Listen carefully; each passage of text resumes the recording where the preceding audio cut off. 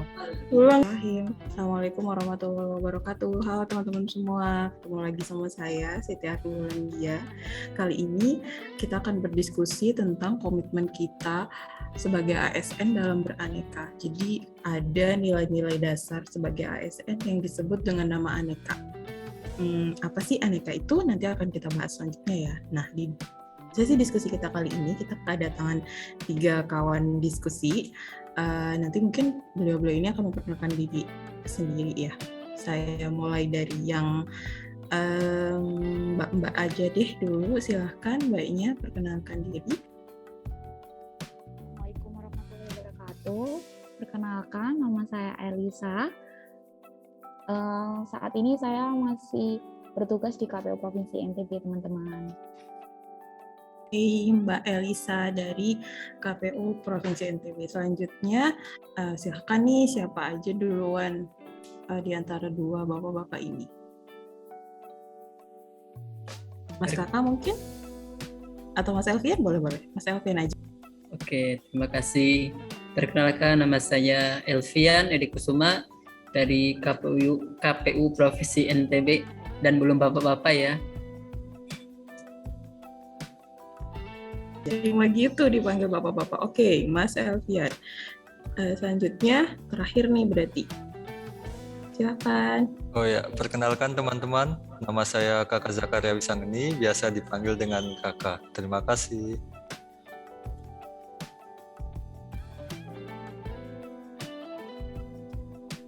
Tadi dimit. Kita ada 3 teman diskusi kali ini, ada Mbak Elisa, ada Mas Elvian, dan ada Mas Kakak. Nah, seperti yang saya tadi sampaikan di awal,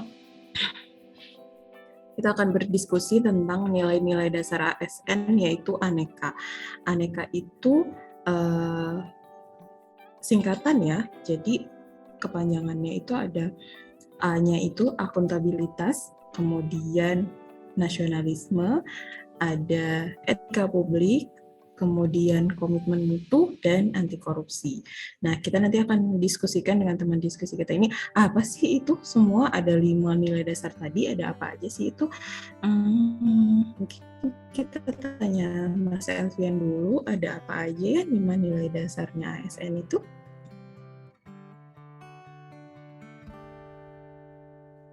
Oke, tadi udah terima kasih Mbak Wulan atas penyampaian pertamanya. Yang pertama kan ada akuntabilitas, kemudian nasionalisme, etika publik, komitmen mutu, dan anti korupsi. Kalau akuntabilitas itu yang saya pahami yaitu kewajiban pertanggungjawaban yang harus dicapai terhadap amanah atau tugas yang kita emban. Misalnya contohnya kalau dalam kehidupan sehari-hari itu kita dalam misalnya di rumah, di lingkungan sekitar rumah kita ada kerja bakti atau kerja untuk kebersihan lingkungan, kita mengerjakannya dengan sungguh-sungguh sampai beres dengan penuh tanggung jawab, seperti itu. Itu tentang nilai dasar yang pertama, akuntabilitas. Tadi diceritakan Mas Elvian, contohnya seperti kalau misalnya ada kerja bakti di rumah nih, kita mengerjakannya dengan sungguh-sungguh. Komitmen kita ya terhadap apa yang sedang kita lakukan. Ada yang mau menambahkan teman diskusi yang lain? Mas Kakak atau Mbak Elisa mungkin mau menambahkan akuntabilitas itu apa sih sebenarnya gitu? Izin menambahkan ya, Mbak Wulan. Kalau menurut pemahaman saya itu, di mana akuntabilitas itu sebenarnya tuntutan pekerjaan dari seorang profesi ASN. Jadi ASN itu seperti dituntut untuk mengambil keputusan yang nantinya itu dapat dipertanggungjawabkan oleh masyarakat. Jadi ada beban tugas tersendiri, tidak asal mengambil keputusan karena setiap keputusan yang diambil oleh ASN itu kan ujung-ujungnya kalau memang itu bisa long last, penerapan keputusan yang kita ambil itu syukur-syukur masyarakat itu bisa meningkatkan kepercayaannya terhadap instansi pemerintah itu sendiri. Itu sih. Terima kasih. Baik Mbak Elisa, kalau Mbak Elisa tadi menambahkan akuntabilitas itu berkaitan tentang profesi kita sebagai seorang ASN di kantor, itu gimana supaya pelayanan kita kepada publik itu lebih baik, lebih panjang manfaatnya, lebih panjang penggunaannya. Mungkin Mas Kakak? Oh ya, izin menambahkan nih, kalau menurut saya kan karena kita sebagai ASN sudah diamanahkan oleh undang-undang dan juga merupakan ini pekerjaan yang diamanahkan oleh rakyat, jadinya sudah sepatutnya lah kalau seumpama hasil dari kerjaan kita itu harus bisa dipertanggungjawabkan kepada rakyat begitu. Jadi apapun hasilnya itu sebisa mungkin itu juga bisalah kita mempertanggungjawabkan atas apa yang sudah kita kerjakan dan itu memberikan kontribusi yang baik bagi masyarakat begitu. Mau menambahkan lagi?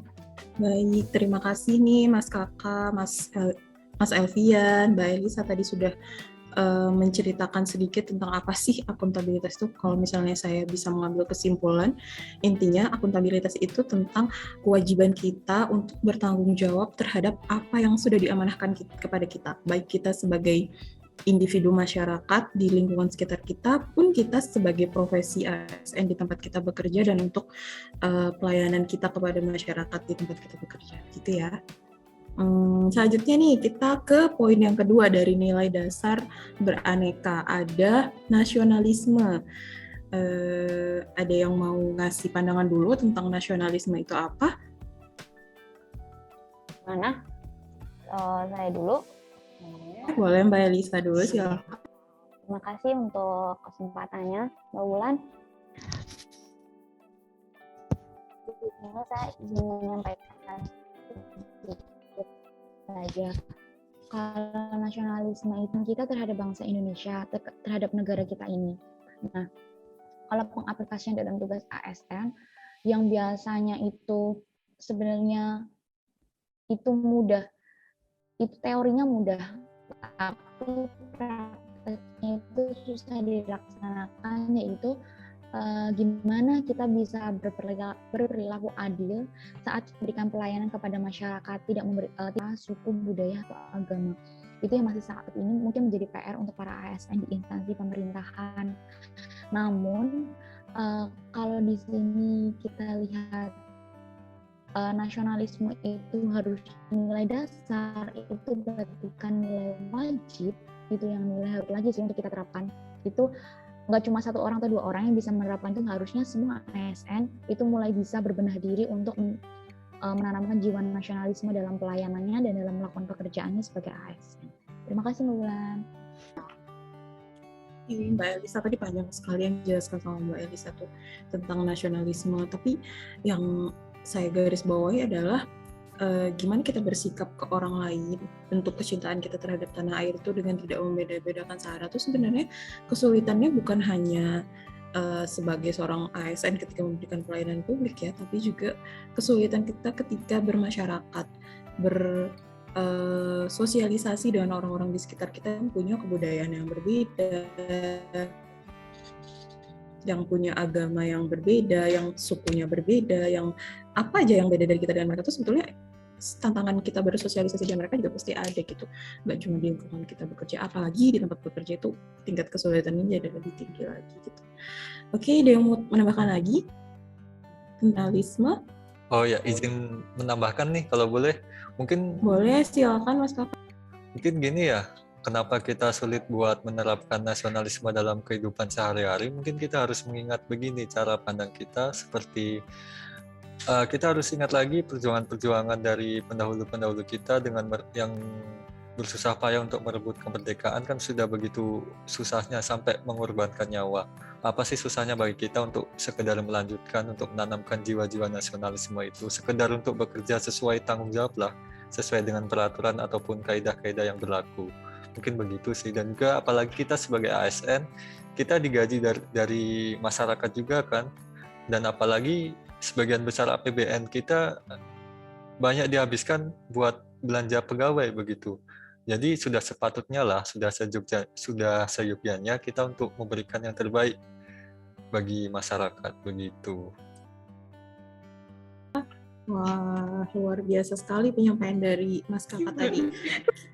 Menanggapi tadi apa yang disampaikan oleh Mas Kakak tentang bagaimana cara mempertahankan rasa nasionalisme di dalam diri kita adalah dengan mengingat sejarah, dengan mengingat perjuangan para pejuang-pejuang zaman kemerdekaan Indonesia, bagaimana mereka mempertahankan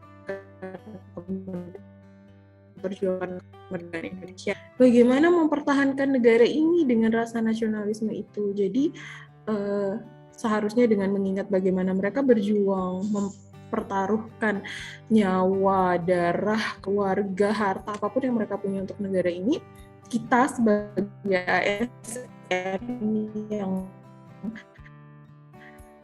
selama ini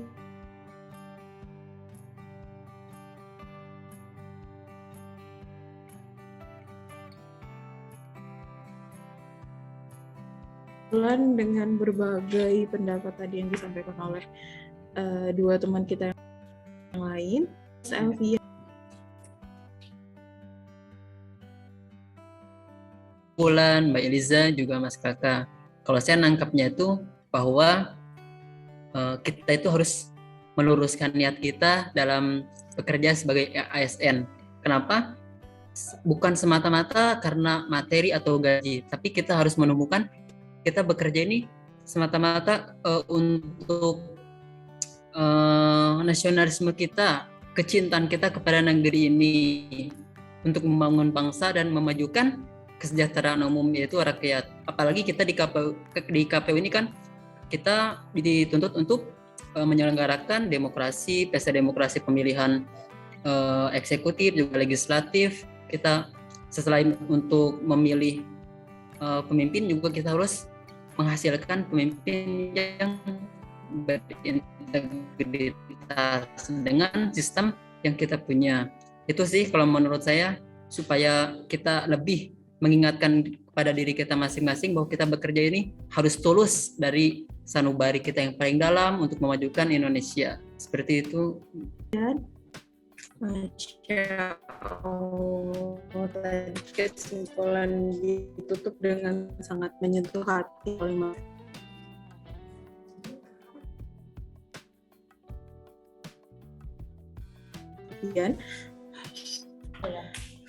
Jadi bahwa bagaimana kita seharusnya bekerja tulus dari hati kita untuk membangun bangsa dan negara. Kita kan bekerja di pemilihan pemimpin-pemimpin ya, baik itu pemimpin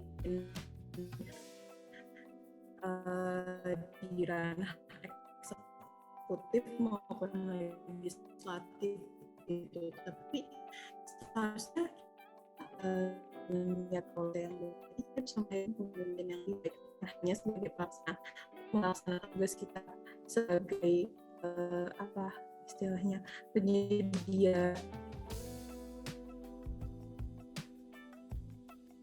Lanjut.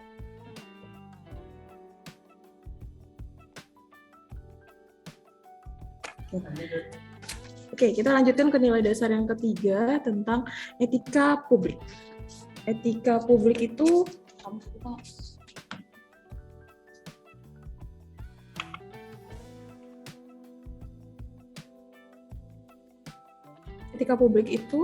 berkaitan tentang apa sih batasan, dasar, atau ukuran-ukuran norma tentang baik atau buruk, benar atau salah perilaku kita dalam kehidupan sehari-hari. Mungkin refleksinya kalau dalam kehidupan profesi kita sebagai ASN ya, bagaimana kita beretika, bagaimana ukuran benar dan salah norma kita ketika kita melakukan pelayanan kepada publik gitu ya.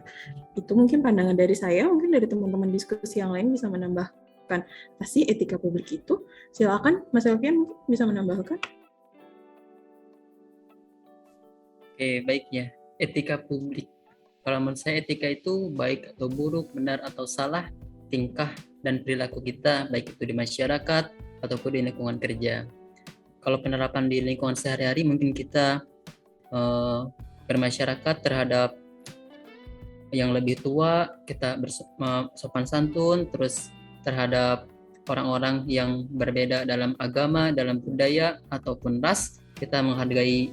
Kalau di lingkungan kerja, etika publik kita sebagai ASN harus menjadi contoh bagi masyarakat luas untuk menunjukkan bahwa kita ini sebagai teladan yang harus ditiru, baik dalam berperilaku, dalam berpenampilan, tutur kata, maupun sikap.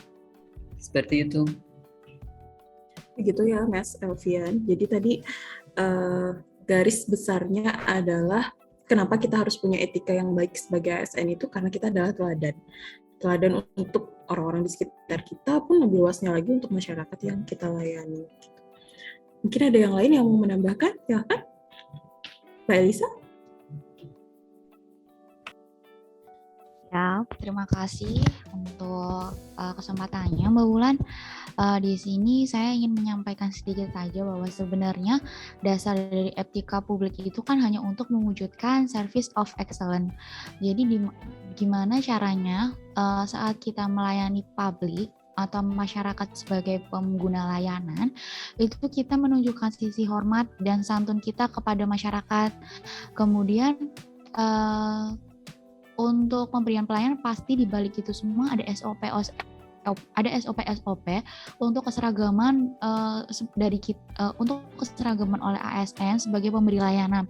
Jadi tidak ada yang di sini lebih bagus, di sini lebih buruk, itu kan sebenarnya seharusnya tidak ada karena sudah ada SOP yang mengatur itu semua. Gimana cara kita step-stepnya untuk melayani masyarakat entah dalam bentuk apapun yang mungkin data atau apapun yang mereka minta. Jadi pada intinya yang pertama itu santun dan hormat dengan masyarakat, karena banyak banget kita lihat itu kalau kita udah capek mungkin ada wajah-wajah jutek mungkin saat kita kasih layanan ke masyarakat, itu seharusnya mulai diperbaiki sekarang. Dan SOP itu jangan hanya tertulis di atas kertas saja, tapi itu seharusnya diaplikasikan oleh seluruh ASN dalam instansi tersebut. Terima kasih. Baik, kalau tadi yang disampaikan oleh Mbak Elisa berkaitan tentang bagaimana etika kita saat melayani publik, masyarakat yang datang membutuhkan layanan dari kita sebagai ASN gitu. Jadi seharusnya cara pelayanannya itu, cara kita beretika itu tidak hanya sebatas SOP yang ada di kertas, tapi benar-benar diterapkan dan bukan hanya oleh mungkin petugas yang ada di depan yang langsung menyambut tamu aja, tapi oleh semua jajaran staf yang ada di kantor gitu ya. Mas Kakak mau menambahkan tentang etika publik? Silakan Mas Kakak. Oh ya, menambahkan sedikit saja ya. Mungkin awalnya bagaimana kita bisa menerapkan pelayanan yang maksimal atau prima kepada masyarakat, mungkin kita harus mempunyai begini, semacam mindset atau cara pandang. Kayak kita kan sebagai pelayan, tugasnya ASN apalagi kan. Jadi awalnya itu kita harus mempunyai mindset. Yang pertama itu kita itu harus melayani masyarakat, bukan sebagai pihak yang harus dilayani. Apalagi kan kalau kita lihat orang-orang pada zaman dulu kan sebagai ASN, dikiranya mereka itu yang wajib diservis gitu. Tetapi kita harus mengubah mindset tersebut bahwa kita adalah pihak yang harus melayani, bukan yang dilayani, begitu. Baik, terima kasih Mas Kakak. Untuk lebih mengefektifkan waktu, mungkin kita langsung aja yang membahas tentang nilai dasar yang ketiga. Keempat, ada komitmen mutu. Jadi tadi sudah akuntabilitas, nasionalisme, etika publik, sekarang yang keempat komitmen mutu. Apa sih komitmen mutu itu? Teman-teman ada yang mau menyampaikan nggak? Apa sih komitmen mutu itu? Silakan, ada yang mau menyampaikan? Oh ya, menambahkan mungkin sedikit pandangan saya, pengetahuan saya mengenai ini komitmen mutu. Ini merupakan menurut saya pemahaman konsep itu mengenai efektivitas, efisiensi, inovasi, dan mutu penyelenggaraan pemerintah. Jadinya seperti kalau kita dalam hal bekerja itu hasil yang kita hasilkan, kinerja dari kita itu berkualitas gitu. Jadinya tidak seadanya. Kita kerja bukan kerja asal-asalan begitu, sehingga dapat membantu unit organisasi itu mencapai visi dan misinya, begitu Mbak Ulan. Baik, Mas Kakak. Jadi komitmen itu berkaitan tentang kualitas pekerjaan kita sebagai ASN. Cara kita bekerja, kemudian hasil dari pekerjaan kita apakah bisa membantu untuk mewujudkan visi dan misi dari instansi tempat kita bekerja. Begitu ya. Teman-teman yang lain ada yang mau menambahkan tentang komitmen mutu? Silahkan. Oke, kalau menurut saya itu sama seperti yang disampaikan Mas Kakak mengenai efektivitas, efisiensi, dan inovasi. Jadi misalnya ada sesuatu hal yang di kantor kita misalnya belum efektif, bisa kita mau lakukan inovasi dengan langkah-langkah yang bisa lebih efektif, misalnya mengenai digitalisasi dokumen-dokumen. Kan sekarang udah program-program digital tuh, semuanya yang berbentuk kertas tuh kita digitalkan untuk memudahkan dalam proses pencarian atau dalam proses menemukan, juga untuk pengarsipan, karena kalau kertas kan sifatnya bisa rusak atau misalnya hilang. Nah, kalau misalnya di digitalisasi kan bisa lebih efektif juga efisien ketika kita akan mencari data yang kita cari. Gitu ya. Jadi kalau tadi kata Mas Elvian, komitmen mutu itu berkaitan tentang inovasi yang kita lakukan untuk meningkatkan efektivitas, efisiensi dari pekerjaan yang kita lakukan. Misalnya yang sebelum-sebelumnya dilakukan secara manual, sekarang dilakukan dengan cara digital, kayak gitu. Mbak Elisa mau menambahkan terkait komitmen mutu? Intinya untuk meningkatkan komitmen mutu suatu instansi, berikan pelayanan optimal dengan waktu yang seefisien mungkin sih Mbak. Udah. Cukup. Sama ya, berarti tadi kurang lebih komitmen mutu itu tentang pelayanan kita secara optimal dengan berbagai macam hal tadi, dengan inovasi dan sebagainya untuk mewujudkan efisiensi dan efektivitas kita dalam bekerja.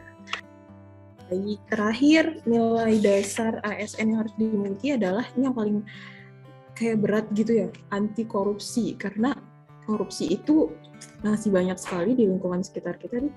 Bukan lingkungan sekitar kita ya, di negara Indonesia, di instansi-instansi masih banyak lagi, bukan hanya di instansi-instansi biasa, tapi termasuk instansi yang jadi ujung tombaknya pemberantasan korupsi pun korupsi masih ditemukan gitu. Gimana pandangan teman-teman tentang anti korupsi ini, tentang nilai anti korupsi? Silakan teman-teman. Saya kalau saya berpikir kalau sebenarnya korupsi di Indonesia itu awal mulanya karena budaya Indonesia sendiri ya, karena ketika kita memberikan sesuatu pelayanan itu pasti didukung, misalnya kita sebagai penerima layanan atau pengguna layanan itu memberikan imbalan kepada si pemberi layanan. Sebenarnya awal mulanya dari budaya-budaya yang seperti itu, hingga akhirnya sekarang apa-apa seolah-olah kalau kita ngebantu seseorang ya kita harus kasih imbalan, seperti itu. Awal mula korupsi saat ini. Jadi harusnya mindset kita tuh bukan lagi tentang untuk memperkaya diri sendiri, tapi gimana kita tuh bekerja untuk negara, gimana caranya apa yang kita lakukan sekecil itu bisa bermanfaat untuk negara. Jadi kepentingan kita bukan lagi kepentingan individu sih, kita harus mementingkan kepentingan bangsa dan negara. Terima kasih Mbak. Masya Allah, keren sekali Mbak Elisa. Jadi salah satu sikap untuk memunculkan nilai anti korupsi di diri kita adalah dengan mengingat bahwa kepentingan kita sekarang itu bukan hanya kepentingan pribadi kita sebagai individu, tapi juga kepentingan negara. Yang lebih penting dari kepentingan pribadi itu adalah kepentingan negara dan bangsa. Gitu ya Mbak Elisa. Kalau Mas Elvian, bagaimana pandangannya tentang anti korupsi? Anti korupsi ini merupakan poin yang sangat krusialnya dibahas karena sangat kompleks sekali keadaannya. Korupsi sendiri itu kan kalau dalam Undang-Undang Nomor 31 Tahun 99 intinya itu unsur merugikan keuangan negara. Nah, bibit-bibit dari merugikan keuangan negara itu seperti tadi yang Mbak Eliza katakan, kita harus menerima imbalan dari pelayanan yang kita berikan kepada masyarakat seperti itu. Nah, selain itu juga kita harus menghindari yang namanya konflik benturan kepentingan, di mana ketika kita sedang melakukan pekerjaan yang melibatkan banyak pihak, kita menghindari untuk terlibat pada kondisi-kondisi yang ada di situ tuh, misalnya saudara kita atau sahabat kita, rekan kerja kita meskipun dalam kondisi seperti itu kita harus tetap objektif. Jangan karena itu ada saudara kita di situ, maka dalam proses lelang atau proses apapun kita mengutamakan saudara kita atau keluarga kita. Nah, kita harus objektif dalam hal itu, artinya adil untuk menghindari benturan kepentingan itu. Seperti itu. Baik, panjang sekali tadi yang sudah disampaikan oleh Mas Elvian, apa yang harus dihindari untuk memunculkan nilai anti korupsi. Terakhir nih mungkin Mas Kakak mau menyimpulkan bagaimana sih seharusnya sikap anti korupsi itu? Kalau menurut saya sendiri mungkin yang paling penting itu ini, ada langkah-langkah seperti langkah preventif dan juga represifnya untuk kita menghindarkan diri dari tindakan korupsi begitu.